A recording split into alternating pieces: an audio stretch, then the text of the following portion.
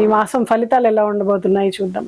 ధన లాభాలు ఉంటాయి. వాయిదా పడినటువంటి పనులు ముందుకు సాగడం, డబ్బులు తిరిగి రావడం, కొత్త ఆర్థిక మార్గాలు మీకు తెరుచుకోవడం, బంగారము లేదా భూమి లాంటివి కొనుగోలు చేద్దాం అనుకునే వాళ్ళకి జనవరి చివరి వారంలో చక్కటి శుభ ఫలితాలు ఉంటాయి.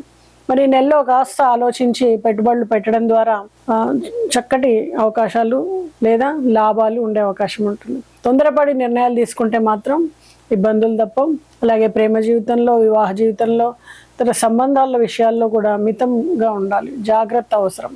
కొంత అహంకారం కానీ, అపార్థం కానీ ఇలాంటి వాటి వలన చిన్న చిన్న విభేదాలు వచ్చే అవకాశం ఉంటుంది. అయితే మీరు కొద్దిగా సహనంతో వ్యవహరిస్తే కనుక సంబంధాలు మరింత బలపడతాయి.